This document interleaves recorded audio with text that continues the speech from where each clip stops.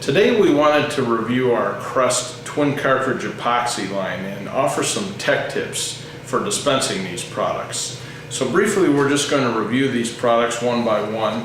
The first is Jet Black, stock number CEJB. This is a two-part epoxy. It's a fast adhesive. It has a 1.5 minute work time, and you can sand and paint it in 10 minutes. This is good for quick fixes in the shop. If you have a little broken plastic part, a lot of the plastic trim pieces are black in color, so you can fix it without really noticing the adhesive.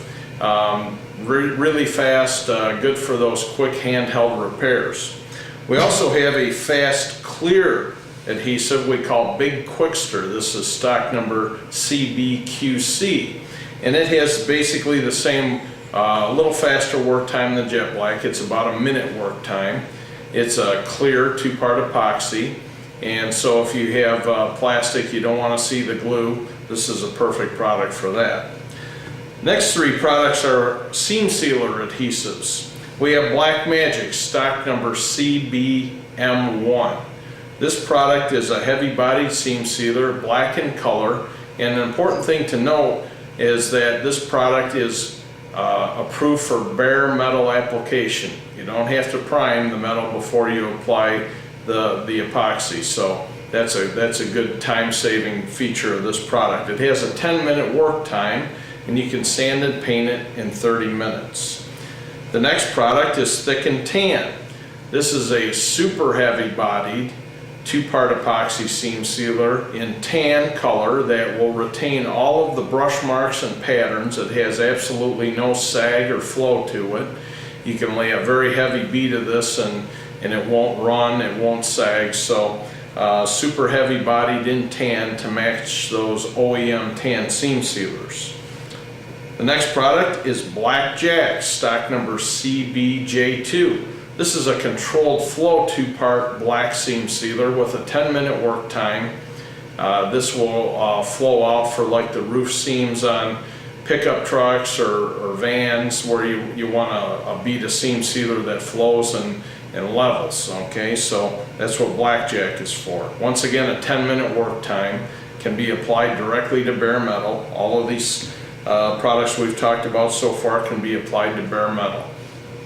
The next product is Code Blue, stock number CECB, and this product is a flexible two-part epoxy for cosmetic bumper repair, and this has special adhesion additives in it so that it will stick to those waxy, greasy plastics that they use for flexible bumper covers these days. This has a 7-minute work time. It can be sanded and painted in 30 minutes. The next product is a rigid epoxy, Redline, stock number CERL. This is for fiberglass and SMC and all those rigid plastics. Has basically the same characteristics as Code Blue, except it's rigid. Code Blue is flexible. The final product is our panel bonder 3500, stock number CEPB. This is a 2-to-1 epoxy that's designed for metal bonding. It's designed for quarter panels and roof skins, where you're bonding metal to metal. This also works good on plastic parts, fiberglass, SMC. So if you have an SMC panel you want to bond to a metal frame, this works great.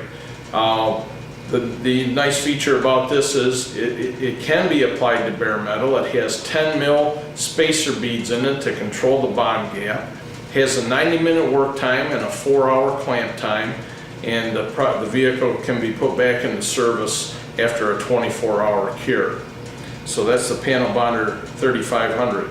Now, this product is a 2-to-1 epoxy. Okay, all the others are 1-to-1 epoxies.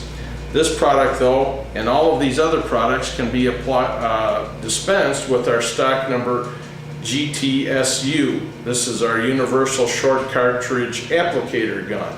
And you don't need to switch the plungers on this gun. It'll work with 2-to-1 or 1-to-1 without any changes of the plungers, because one's a little bigger than the other and it just pops right in and you're good to go.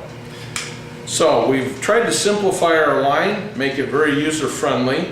As you can see, I've included all the nozzles. Each cartridge comes with 2 nozzles. And all of the cartridges other than the Panel Bonder 3500, take the same nozzle, and that's the green nozzle, stock number GTMN. You can use that on all of these products except the Panel Bonder 3500. And that's because I mentioned earlier that the Panel Bonder 3500 has 10 mil spacer beads to control the bond gap. That's the unique feature of this product. We need to use the stock number GPMN, which is slightly longer. These nozzles, the green nozzle has 20 elements, this has 24. It's a longer nozzle with more mixing elements, and that's required for the Panel Bonder 3500. So, under no circumstances should you use the green nozzle on the Panel Bonder 3500. That's very important to remember. Always use the black nozzle. We're going to demonstrate how to dispense a new unopened cartridge of jet black, and then we're going to demonstrate the procedure for dispensing a partial cartridge of jet black that's been used previously. So with a brand new cartridge of jet black, we want to once again use the GTMN mixer nozzle that comes with this. There's a little dust cover. We want to pull that off. And then we want to take a flat blade screwdriver and insert it in the little slot and snap the sealer cover off. The next step, install the cartridge into our GTSU applicator gun.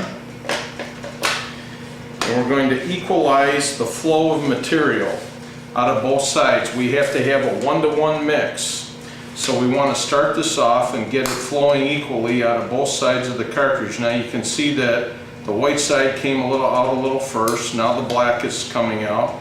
So this cartridge is equalized and it's ready to install the mix nozzle. So we'll thread on the GTMN mixer nozzle. Now we're going to dispense a test bead of material. We want to make sure we've got a good mix, so we'll dispense about 1 inch of material, and this is ready to use at this point. Now when we're done dispensing the material, we simply leave the mixer nozzle attached, and the material will cure back into the mixer nozzle and it will seal it. We leave the nozzle right on until the next time we're ready to use the cartridge.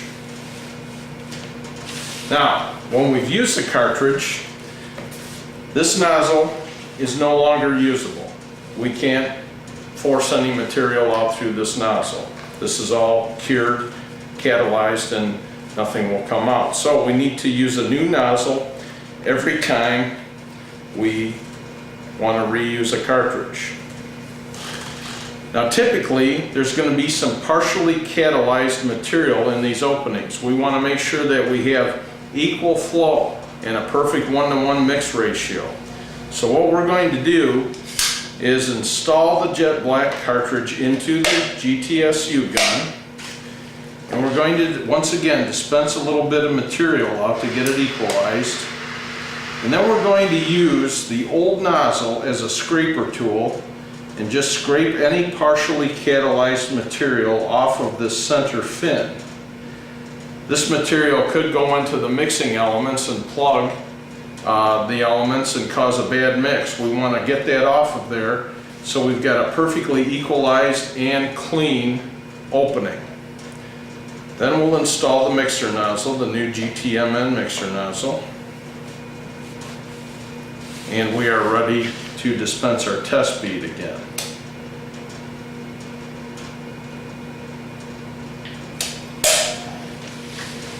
And that's the proper procedure for starting a cartridge that has been previously used.